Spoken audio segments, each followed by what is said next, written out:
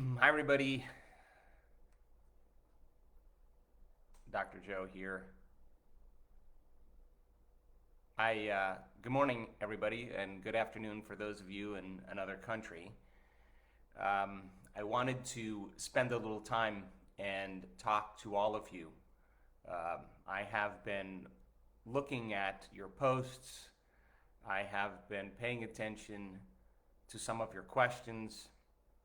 I have studied some of the responses that other people have given to many of you, and I want to take some time today and just re-inspire you and re-encourage you about what this work is about, and more importantly, how to apply some of these principles during these crazy times to your life. And one of the things that I'm proud of around this work is that there's a strong application for you to begin to measure the effects of your thoughts and feelings in your life. And we give you the necessary tools to help you to practice unlearning certain ways of doing things and then relearning new ways of doing things. And one of the main principles of this work has to do with all of us taking responsibility for ourselves in every way, and taking responsibility for our lives as well. And that means then there is a strong need when we relearn something to start off with a study. And no matter what you're studying, it's so important for you to learn information. And as you've learned, and hopefully at least something that you've read or seen that I've talked about, learning is really an important element to begin to change the way you think. In fact, when you learn new things, you start installing circuitry. There are footprints of your understanding of what information you've learned in the environment. But it's not enough to learn something once and expect it to be greater than something that we've been programmed for 20 or 30 years to believe in. So it's easier to forget this material than to remember it. And when we forget, I want you to know that we go unconscious. And when we remember, we come back to being conscious. And we've descended from singularity, from source, from pure love, from the 0 point field, from oneness down into density. And we forgot. We forgot for the simple reason so that we can experience reality in all of the wonderful ways it presents itself to us, and that we can execute free will and remember. And the process of remembering then, once we forget, is learning something new. So we learn information, and we use science as that language to do that. It's so important for us to demystify the process. And the learning is going to take firing and wiring and repeating it, reviewing it enough times. And as we fire and wire, those neurons make long-term relationships, and now we're building a neurological network, and we have circuits in place that we could use when we remind ourselves of a new way of doing things. So then, to reproduce the same level of mind is to make your brain fire in a certain sequence, pattern, or combination. And so every day in this process of discovery, we have to remind ourselves what we've learned. Now, here's the cool part. Information and knowledge causes us to become conscious of possibilities that we were once unconscious to. And that's important no matter what you're doing in your life. And so whether you've been diagnosed with a health condition, whether you have been unhappy in a certain job that you have, the moment you start gathering information and getting knowledge, you start becoming aware of possibilities that you were unaware of. And that's a quantum phenomenon. So the study of information in this work is so relevant for all of us, because we have to build a model of understanding that makes sense. So if your model of the nature of reality has weaknesses, it has points that you're uncertain of, that you fill in with some superstition, some dogma. That means then when it comes time to doing something with this work, you're going to be less likely to believe it's true, and you're going to doubt yourself. So we, in our workshops, and many of you haven't come to a workshop yet, but when you do, we spend a lot of time making complex information very simple so that you can explain that information. So if you can't explain that information, you can't remind yourself of what you've learned. So the act of firing and wiring and the act of assigning meaning to the content you're learning begins to install circuitry in your brain. Those are footprints. And the more you understand the process, the more you understand the information, the more you understand what to do with that information, the more you get excited about how you're going to apply it. Now you're stepping out of the known and you're stepping into the unknown. Now this is a very interesting change that has to take place for people, because you could read the book, you could see the videos, you could understand the content, you could describe it, you could explain it, but there's a whole nother level of practicum which has to do with the application, the personalization, the demonstration, the initiation of what you're learning. You got to do something with it and no longer keep it in that theoretical, philosophical realm. So the moment we start to apply what we learn and we step out from the known into the unknown, this is an important element, because if we start going back to doing things the way we've done them, or we're unconscious that we're forcing outcomes or controlling outcomes, or we're trying too hard, that means then we're not applying it properly.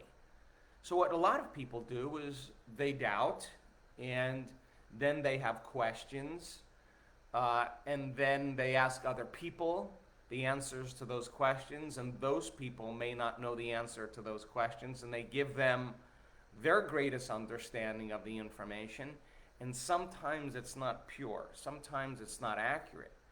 So then the person it becomes conjecturous, they're hopeful, they're wishing, they're wanting it to work, but they don't really have the incentive or the drive or the inspiration to stay with it. And so when people show up on our students page for Facebook, and they start complaining, or they start asking for help or other people to resolve the problems and challenges that they're having in their life, that tells me that they don't believe that they can do it.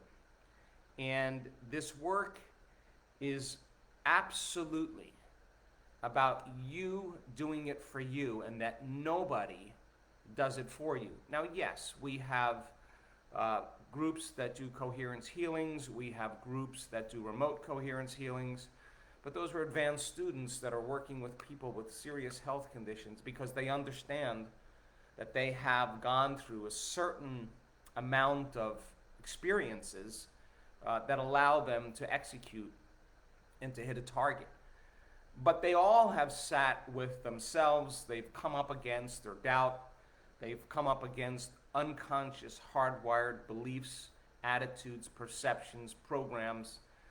They've sat and watched their mind wander to all different things, and those different elements in their environment were connected to strong emotions that they were feeling, and they understood their body was looking for some strong emotion to reaffirm their identity, and they practiced every day overcoming those emotions, overcoming that energy that keeps them bound to the past.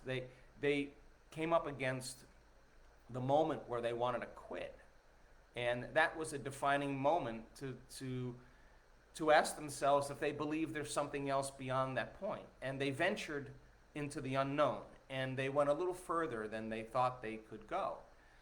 And it was the act of settling the brain and body back down and executing their own will and being uncompromising, that they could find the present moment, that started to liberate energy and also call energy back to them. And they were building their own field. And that's what I want for every person. That it's not someone else that has the answers to the problems in your life that were created on some level by you from a certain level of consciousness or a certain level of unconsciousness. So now, what an important time for us to apply these tools, that we have to really relearn that there's another way to create reality. And most of us have become adept or skilled at learning certain ways to do things and becoming disciplined and getting our actions to match our thoughts and to get our behaviors every day to match our intentions. And we have to move our body through space because that's what we've done our whole life, and make appointments and schedules to get what we want. And that's manifesting for the most part in three-dimensional reality. And we're teaching people that there's another way to do it, that there's another way to create from another dimension of reality that is called the field. And the field is what instructs and conditions matter into form. And it takes study and practice and understanding what it means then when you dissociate from all of the things that you identify with your environment that has created the identity that is current in space and time. To overcome the drives, the habits, the emotions that we've become dependent on that reaffirm us as an identity in the past, that we have to get beyond our association to our body, local in space and time. And we have to be that person that's determined to not be thinking about or expecting what's going to happen or anticipating what could happen in the next moment, or think about what happened yesterday. And this is where people give up and they say, I don't know how to meditate, or it's too hard.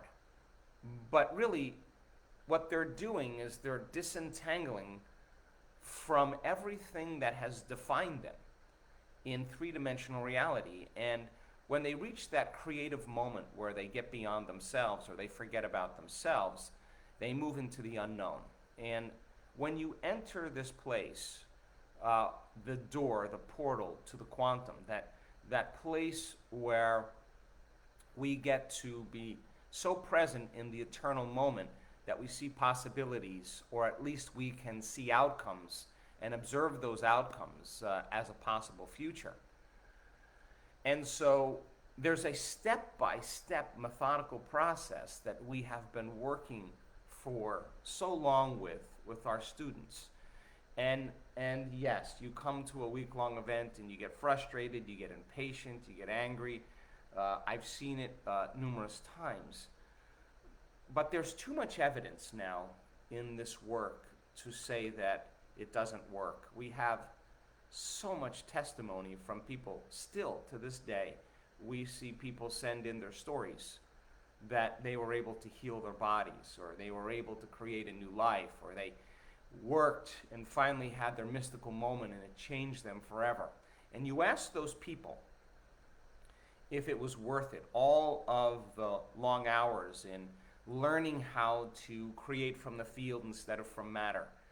That journey, that process, that awakening was so important for them, because so many people come to this work for so many different reasons. Whether they want to make money or become wealthy, or they want to heal their body, or they want to have a loving relationship, or they want to start a new life, or they want to have a mystical experience. That's the entrance of a need that people have to fulfill. They're in separation from something that's disturbing them, that's caused them to be uncomfortable enough in their life. And they've tried everything that they've known how to do, and it hasn't produced an outcome. And now they want to learn a new way of doing things. And I find that so engaging and so healthy. But so many people stay in this work for so many other reasons, because as they hit that sweet spot of the present moment, and when they sit down to do the work, they're not thinking about their coworkers, they're not thinking about their boss, they're not thinking about all the things they need to do. They're not thinking about if they're doing it right or wrong. They have every day carved out a piece of time to be a creator and to venture to that point in a study and understanding that if I truly find the eternal present moment, I would have to dissociate from everything known, and I would have to practice changing my brain waves. And how do I do that? And then you start remembering, oh, that's right, I take my attention off the material world and I open my focus. The broadening of the expanse and sensing nothing but space, your frequency, that you're tuning into frequency because that's where your attention is on. So then the application of sensing space, we have the research to show that it changes brain waves. And as you slow your brain waves down, you suppress activity in the memory bank up here of your identity, the autobiographical self, the neocortex that's busy analyzing knowns and unknowns. And as we begin to suppress our analytical facilities, we begin to turn down activity in the thinking neocortex, and our brain waves begin to change into alpha. And now, as you get beyond that analytical mind, now you're entering the recesses of the unconscious and subconscious parts of the brain, where you can rewrite programs, where you can begin to create something new. And so the personalization and the application is trial and error, just like learning how to hit a golf ball or learning how to knit a scarf. You could read the book and you could understand it completely. You could lecture to your friends about how to do it. But when it comes time to get your body involved, we get our bodies involved and leave that intellectual realm for an experience. And so when we apply that information and we do it properly, the experience of what we're doing somehow causes us to become more enlightened. We begin to embrace more information. Light carries information. So we begin to interact with this intelligence, this invisible field that is the quantum field that's unifying everything physical and material. So then when we hit this place and we dissociate everything that is known and we can connect to it, pay attention to it, stay present with it, become more aware of it, as we move closer to it, we feel more elevated emotions because its signature is pure love. So then the experience of your interaction with this divine intelligence begins to lay down connections in your brain. That's what experience does. It enriches circuitry. And the act of what you're doing then can be remembered so you can step into that footprint again. That means then you're learning what you're doing and why you're doing it, and the how is starting to become easy. It's starting to make sense. It's not just an intellectual thing. Your body's involved, and when those circuits in your brain through experience begin to assemble into patterns, the end product is that feeling, that where you start to feel more whole, or you start to feel more grateful, you start to feel more in love with life. That's the moment then. You're interacting with information from the field instead of from matter. And now the interaction with that information from the field then is changing you biologically. And so the emotions that we feel are more heart-centered emotions, and energy is moving up our body. And this is the important part. As this center begins to open up, it is a different mind. It is a different consciousness. It is a different view of the world. We tend to see the world through loving eyes, through gratitude, through kindness, through compassion, through our soul, through our inspiration. This is our creative center begins to wake up. And when that occurs then, we start to produce regenerative chemicals in our body that causes the body to move out of survival and feel safe enough to create. And there's a change in the way the brain and body begin to interact, and we start feeling certain ways that generate new thoughts. And now those thoughts don't seem so far out of reach because those thoughts are being facilitated on the frequency or the energy of creation. So we start realizing that when we have the thought of our future, it feels like we could create that future because the feeling is consistent with that thought. But if you're in fear, or if you're angry, or if you're frustrated, and you have the thought of your new life, number one, more than likely you won't believe it's going to happen. But number two, you're still separate from it, and because you're separate from it, you're going to wait for the event to occur to produce the emotion so that you can feel the feeling of that experience to take away the emptiness, the lack, or separation. And this is the trap that many people get stuck in. This is why we're here in this lifetime. We're here to be challenged by environmental pressures, by certain levels of consciousness or unconsciousness that is all around us, that is telling us to be afraid, that is telling us to be impatient, to no longer trust, telling us to be in pain, to suffer. And that is a consciousness of a collective consciousness that you and I get to decide to ascribe to or not. But the experience that you create from an interaction with this mystical intelligence, and by the way, we have brain scans to show you that it's very possible for you to do it, that the act of doing this changes the brain and produces a new emotional signature to the body that really moves our energy up in our body. The body is lifted, and when there's a different energy, that energy of inspiration, that energy of joy, that energy of freedom, that energy of a love for life, it's that raising of energy, and energy is frequency, and frequency carries information, causes us to see consciously possibilities that we were not seeing before.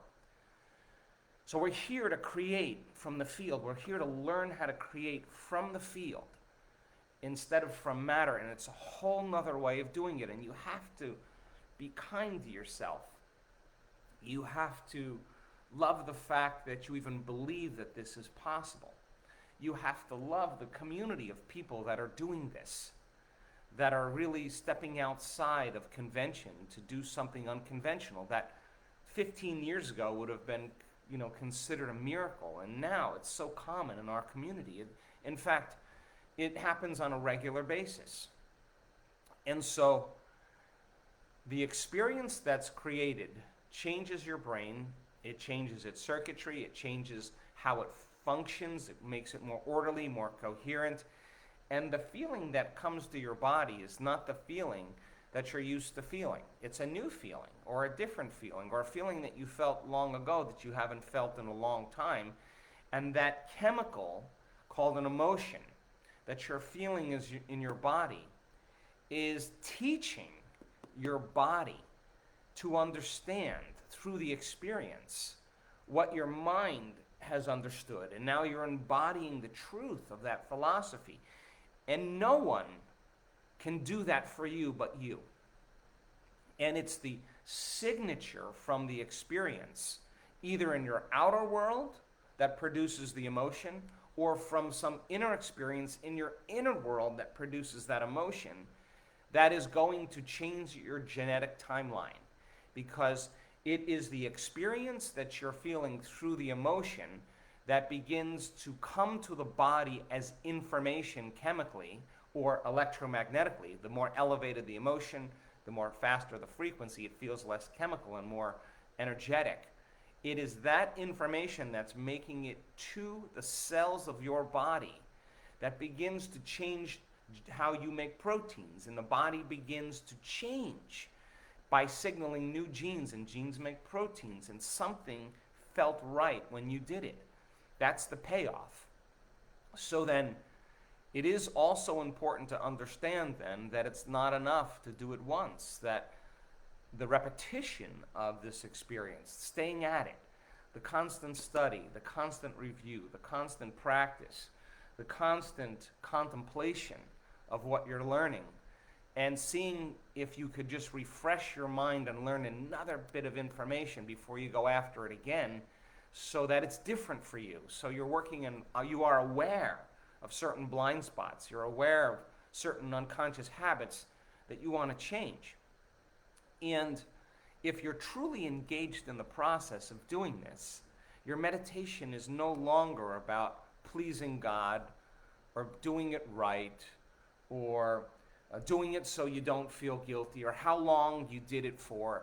None of those things matter anymore because you're engaged in the process of unlearning and relearning, breaking certain habits, unconscious routine ways of doing things, and then reviewing and reinventing a new way of doing things. You are going to suppress certain circuits in your brain that you've used to create matter to matter, and certain unconscious programs that you're unaware of, or we are unaware of, that have to come right up into your face because it's those programs that stand in the way between you and that thing you want to create. And they have to come up. In fact, they come up for me all the time, but I make note of them and I remember them because when they come up again, I want them to mean less to me, and I want them to just be a set of circuits in my brain that I have installed that are no longer useful. So I'm going to deprogram or unfire and unwire and refire and rewire and reprogram. I'm going to stop using that mind. I'm going to lose that mind and I'm going to create a new mind. And so many people are impatient because there is a long pause between the cause of the thought producing an experience in their life and an effect. And we are down in density here, down in three-dimensional reality, and the point between the cause of the thought, that's your cause, and the effect, three-dimensional experience, usually takes a long time. So when people do the work and they practice their meditation and they open their eyes and they don't see that their bank account is filled, or they don't see that the love of their life is in front of them, they get angry, they get frustrated, they ask for help, and they're back to an unconscious program again, being victimized by the circumstances in their lives.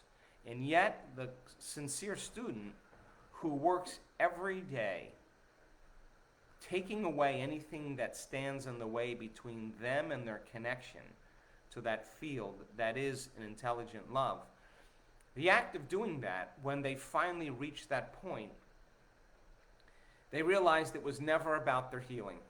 It was never about their wealth. It was never about creating another loving relationship. It was never about the mystical experience.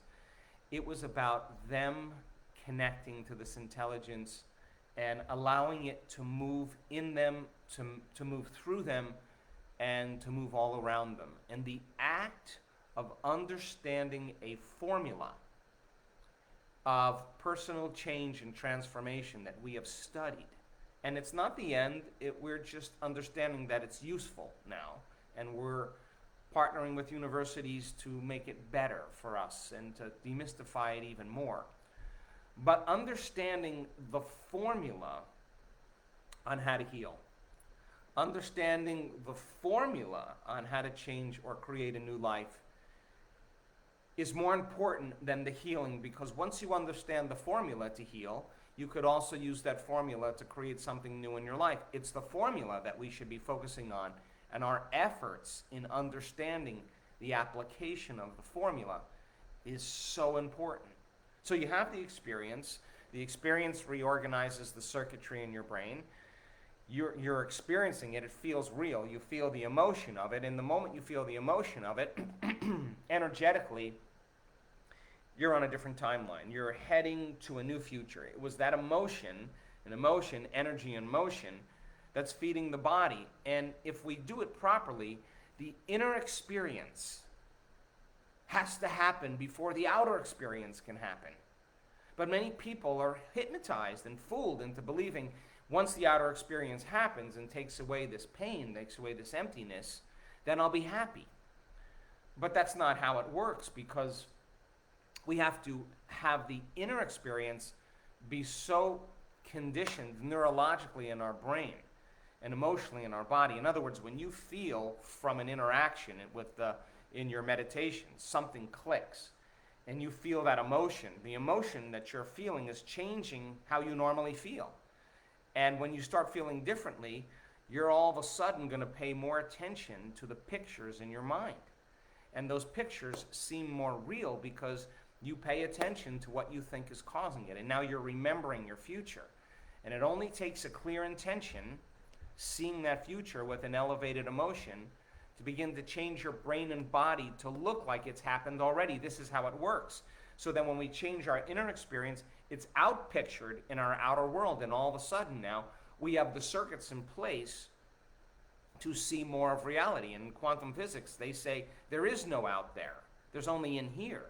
So your experience fundamentally, inwardly, causes your spectrum of reality to broaden, and you can become more conscious or see more possibilities, or at least be framed in a way to be able to see your future, because your brain is now mapped to recognize it when it occurs. Why? Because we learn by pattern recognition.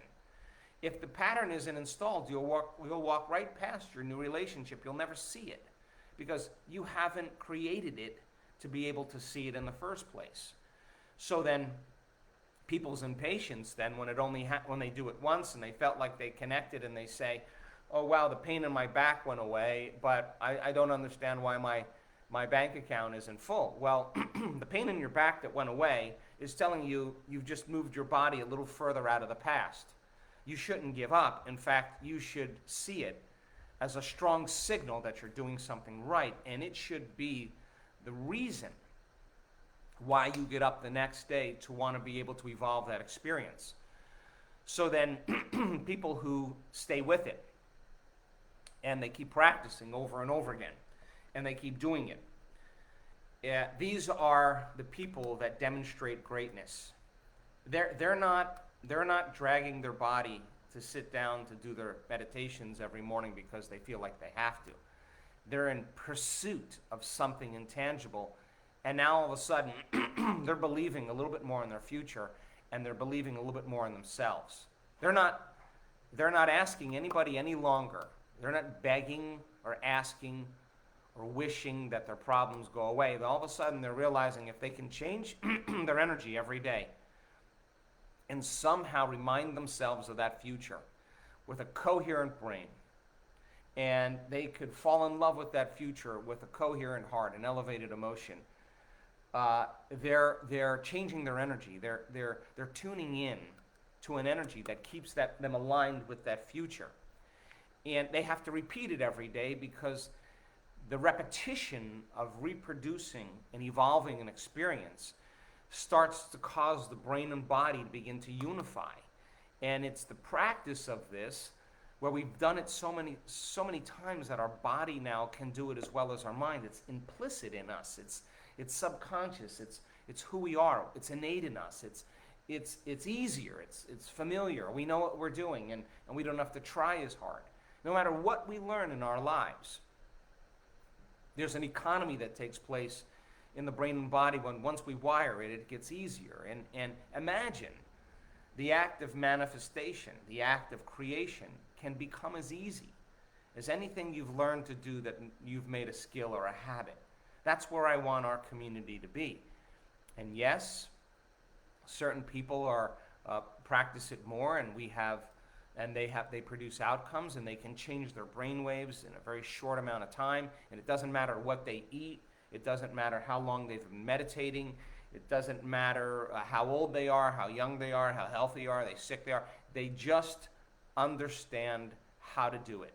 They know that they know how to do it. That's that point of competence where when you know that you know how to do something, that it's automatically a skill. So then we go from thinking to doing to being. We evolve it from learning it with our head, applying it by hand, and knowing it by heart, and it's the practice of doing this. And yes, there are environmental pressures that we all have to experience to challenge us to see how much we believe in this. And we can't be victims at this point in our lives, because if we're victims, then we're saying then that we have no control of our destiny. What we're saying is we want somebody else to do it for us. What we're saying is it's too hard, I'm too old, I'm too sick, I'm too confused, I don't know what I'm doing. That is a story that's equal to a certain level of consciousness that everybody agrees to. And consciousness is changing during this time. And I'm not here to try to influence any of your beliefs around politics or the economy or any of that. I'm here interested that all of us understand the tools to be able to practice this, so that when we walk into our lives, and our job then is when we finish our meditations, we are still responsible for our thoughts. We're still responsible for the words we speak. We're still responsible for where we place our attention. We're still responsible for the emotions that we feel on a daily basis. We are responsible in deciding, okay, today I stay in the energy of my dream. That means when you open your eyes and you finish your meditation, you have to stay conscious. And I can tell you from experience, consciousness is remembering and unconsciousness is forgetting. And how many times do we have to forget and go unconscious in our waking day to the point where we no longer forget and we remember and don't go unconscious? That's the moment we've stepped outside a blanket of unconsciousness that many people ascribe to in their daily lives. So then, getting up from your meditation and executing consciously in your waking day is why we're doing it in the first place.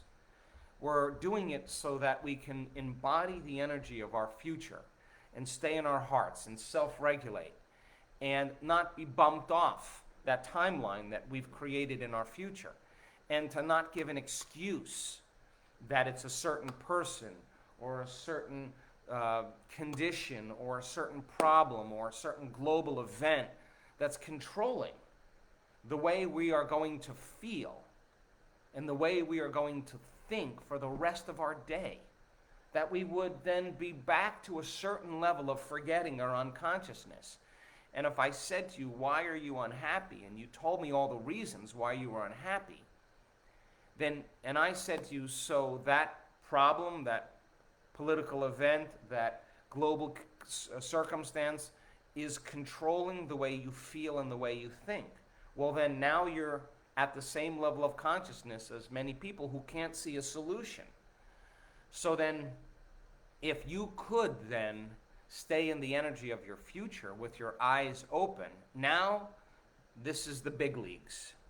This is getting beyond all the seduction of our senses in our three-dimensional reality that are feedback from our past, present reality that causes us or challenges us or initiates us into either staying conscious or going unconscious. This is what the advancing group, I hope, is working on a daily basis. They're not going to be victimized and say that problem, that person, caused me to feel and think this way, because that's the unconscious program. They're going to stop and they're going to recalibrate, and they're going to get back into the energy or connecting to the energy of their future again. And so those elevated emotions that we create with, we should value them as much as gold, or as much as whatever you value. Why? Because it is those elevated emotions, they are the energy that we create with that keeps us connected to our future. And if we get frustrated, or we get impatient, or we get angry, or we're fearful, and we're back into survival, believing that we have to create matter to matter in three-dimensional reality, there's nothing wrong with that. I do it all the time. But remembering then, and remembering why we're here, and going back to creating from the field, you would then have to come up against your true belief, if this was the truth. And it's so important for us to be challenged right now by circumstances in our environment to cause us to either believe in possibility or to not believe in possibility. And when you believe in possibilities, on some level, when you sit up and you do this work, you have to believe in yourself. And that means you can't go at it and be hopeful. You can't go at it and say, I'm just going to try and see what happens. You have to go at it with the intention that you are a creator and that every single person is a creator. And so you're learning, just like all of us, and everybody we're all at different stages. Learning information and practicing understanding it, repeating it, firing and wiring it, remembering it so that you can create a neurological network to support a level of mind that you can revisit every day and keep learning and keep adding more to that neurological network, and make sure that you understand when you feel an elevated emotion in your meditation, what you're doing genetically to your body, understanding what you're doing to your immune system, what you're doing to your heart, what you're doing to the field around your body, how it affects your brain. Understanding when you become nobody, no one, no thing, no where, and no time, that is the portal. That is the eye of the needle that we have to get to. And if it took you 3 months or 6 months to be able to master that, and once you were able to master it, you were able to do it repeatedly, then you would carve a path every day to make it easier the next time. Once you learned how to do it, your game or your experience of reality would change dramatically. So we're here to practice creating another way. We are here to practice creating from the field instead of from matter, and we have to fill our brains with knowledge, with information.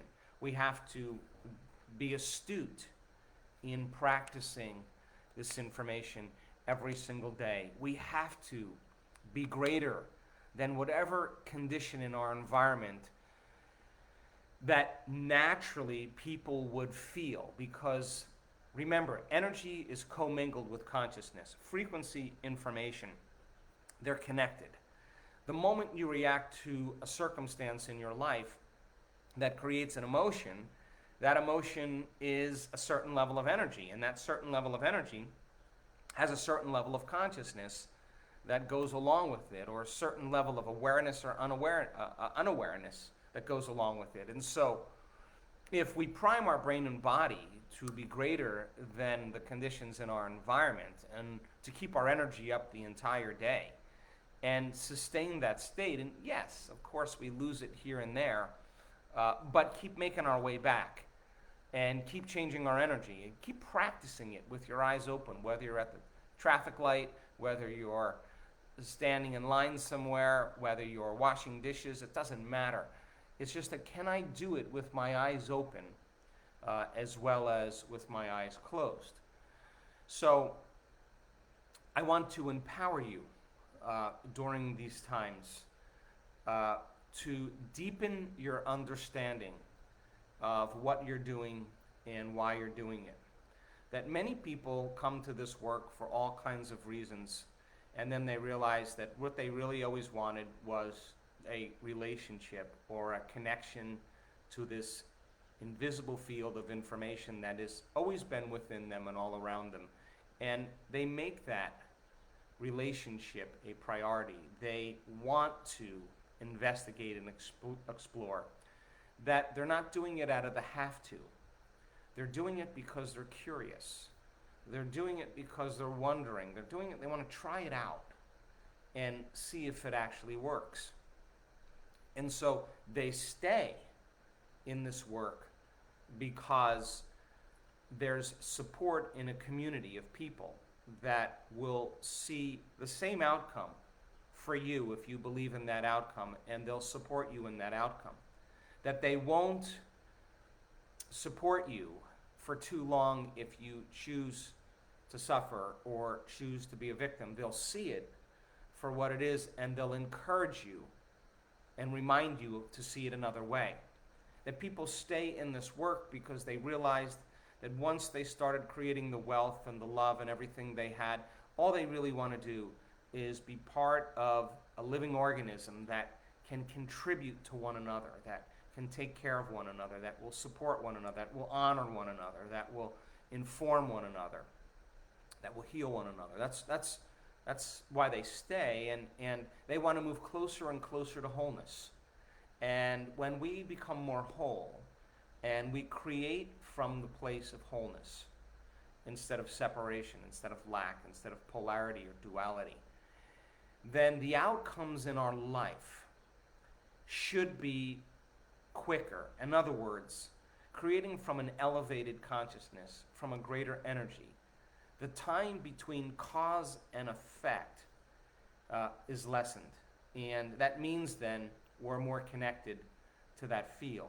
Now, the people who stay in this work and they start engaging in this divine intelligence, and that they want that more than anything else, do have profound mystical experiences that broaden inside of them the perception of the way things really are.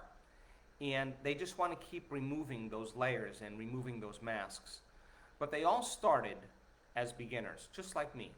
We all started at a certain point.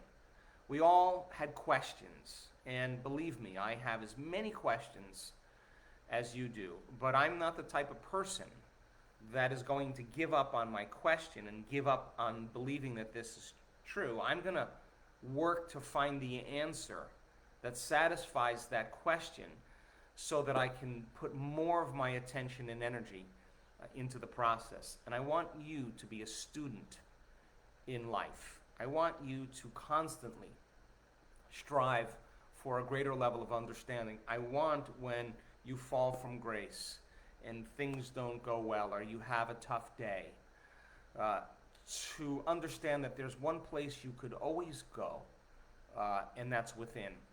And you always can make that journey. And in your darkest night, in your weakest moment, to be able to connect and understand that this resource of information rises you above mediocrity, rises you above the mundane to see those possibilities that you never saw before. So, this is the Students Facebook group.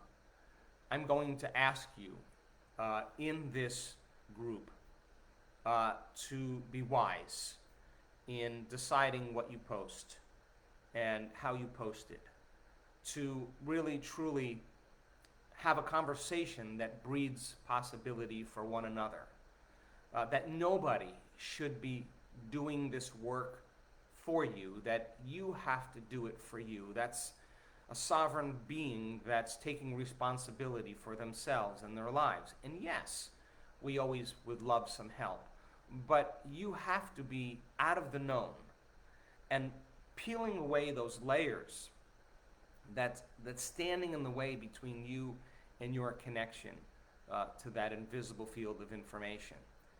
And that people who make those strides, as I said, are always so happy that they do. And when we feel so whole and so satisfied with who we are that we no longer want. I mean, it's impossible to want when you're whole because you're not in separation. That's the moment you start seeing reality reorganizing itself all around you. And it is that experience where you start seeing fundamental changes taking place in your outer world that's going to cause you to review and remember what you did in your inner world to create that outer experience. And the moment you correlate the changes in how you're thinking and feeling, your state of being, your energy, with whatever's happening around you, you're going to believe that you're the creator of your life instead of the victim of the circumstances in your life. And that's where we're going. And we need the environmental pressures. We need the challenges to feel so uncomfortable that we cannot go back to the same. There is something else. There is a possibility. And the only way we'll see a possibility is to move to a greater frequency, to a greater energy, because A greater energy causes us to become conscious of what was once unconscious. That means then, when you finish your meditation, you cannot finish your meditation feeling the same way as you started.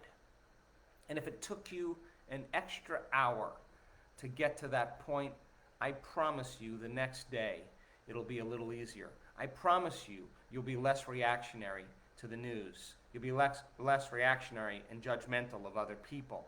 You will not have the need to do that because on some level, some piece of the puzzle is now fitting in within you. And you're more centered, you're more poised, you're more influential in your life, not so much by what you're saying, but by who you're being. And so I want to encourage you, students' Facebook page, to contribute to this little universe that we have of community of people that are interested in some of these principles. But I'm a practical person. And the practical person is somebody who wants to apply it to see if it's the truth. And I want you to apply it to see if it's the truth. I want you to ask yourself at the end of your day, how did I do today? How was that one lifetime, that one day? Did I forgive? Did I let go? Did I remember? Did I stay conscious? Did I lose it? And did I make my way back? That to me is greatness. That at the end of our days, we're asking ourselves, did I love? Did I connect? Was I present? Where was I unconscious? Who caused me to react emotionally, and why did I react? Just because tomorrow is another lifetime. Tomorrow is another day to practice it. And if I have another opportunity in the same circumstance, how could I evolve that experience? What knowledge would I have to learn? Once I know the knowledge, let me close my eyes and rehearse how I'm going to be in that same circumstance. Install the circuits in your brain. Lay the platform down so you can operate from that platform. And don't go back. And stay there and stay in the unknown and stay in that discomfort. And when you're in that discomfort and you're in the unknown, you have the option to regulate an emotion without having something in your environment do it for you. Now this is a level of freedom now that takes people transcendent of their need for computers or television or devices or smartphones or drugs or entertainment. This is a freedom that we get to have, that we're no longer reliant on our environment or any cue in our environment or any physical thing in our environment or any person to make us happy or make us feel good.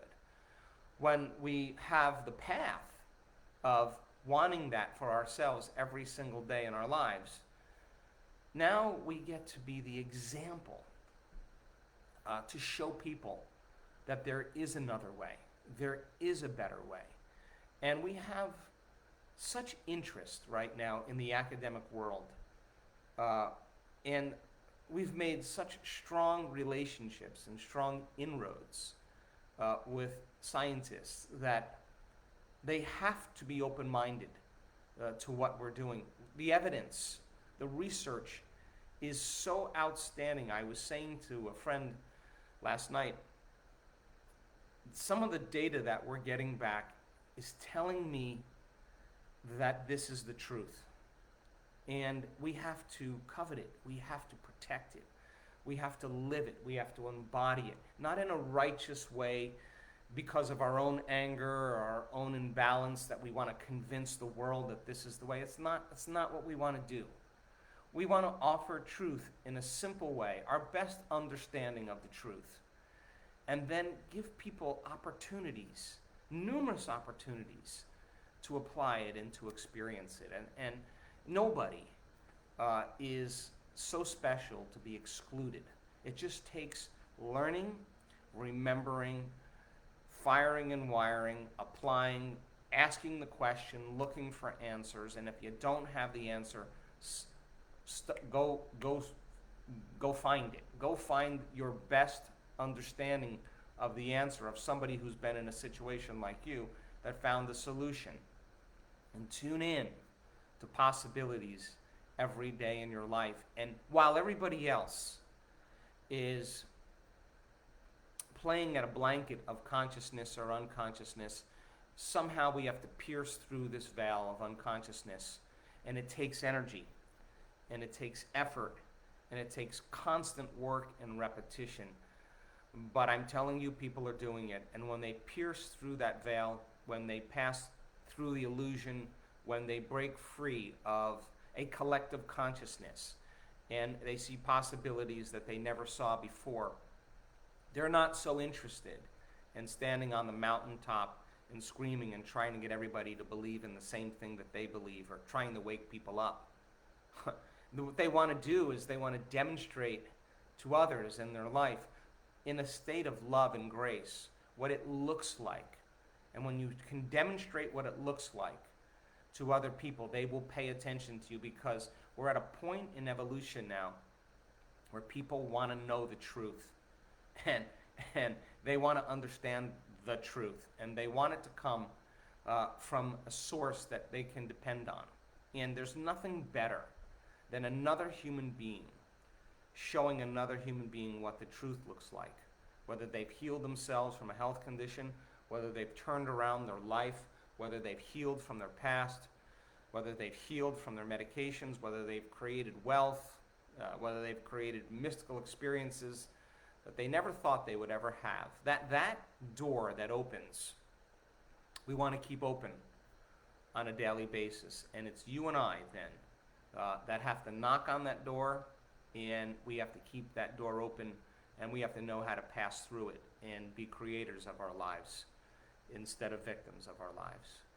So in closing, to remember is to stay conscious. To forget is to go unconscious and buy into a certain level of limitation. Now, this is not a linear process. I can tell you I've been at this for many, many years. I still stumble. I still am challenged. I still forget. I still go unconscious. But I've had enough experiences to know that I can't stay there. And I don't want you to stay there. I want you to be able to execute with your eyes open in your daily life.